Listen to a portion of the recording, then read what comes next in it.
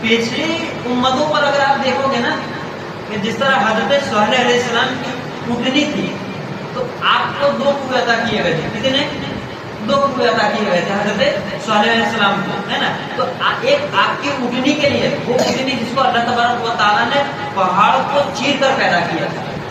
اٹھنی سے پیدا نہیں کیا بلکہ کس سے پیدا کیا تھا؟ پہاڑ کو چیر کر پہاڑ میں سے اٹھنی حضرت صالح علیہ السلام کے لیے پیدا کی تھی. تو ایک کنواں اس اٹھنی کے لیے تھا اور ایک کنواں پوری امت کے لیے تھا. تو جب اس امت نے دیکھا کہ صرف اونٹنی کے لیے ایک جانور کے لیے پورا ہوا اور ہم پوری امت جو اتنے سب لوگ ہیں اور ہمارے لیے صرف ایک ہوا, حالانکہ ہونا تو یہ چاہیے تھا کہ دونوں پہ ہمارے ہاتھ میں ہوں, ہے نا. ان لوگوں کی یہ منشا تھی, یہ خواہش تھی. تو ان لوگوں نے اس خواہش کے چلتے حضرت صالح علیہ السلام کی اٹھنی کو قتل کر دیا, ہے نا. تو جب قتل کر دیا تو اللہ تبارک و تعالیٰ کو اتنا غضب آیا کہ اللہ تبارک و تعالیٰ نے اس قوم کے اوپر عذاب ڈال دیا, ہے نا. کس کی وجہ سے؟ صرف ایک اٹھنی کو قتل کرنے کے لیے, ایک اٹھنی کو قتل کرنے پر اللہ نے عذاب دے دیا. تو آج سمجھتے ہیں کہ اسلام کب سے ہے؟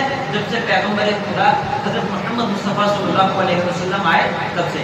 نہیں, ایسا نہیں ہے, بلکہ اسلام تو حضرت آدم سے ہے نا. جب یہ دنیا بنی بھی نہیں تھی تب سے اسلام ہے نا. سب سے اول اسلام ہے نا, اور سب سے پہلا اسلام. یہ آج کا نہیں ہے جو کہتے ہیں کہ یہ تو 1450 سال پرانا ہے. نہیں, بلکہ حضرت ابراہیم جو آئے, حضرت عیسیٰ جو آئے, حضرت موسیٰ آئے, یہ جن لوگوں کو اپنے محبوب سمجھتے ہیں نا, جن لوگوں کو اپنا پیغمبر مانتے ہیں, یہ خود بھی اسی اسلام میں تھے, ہے نا.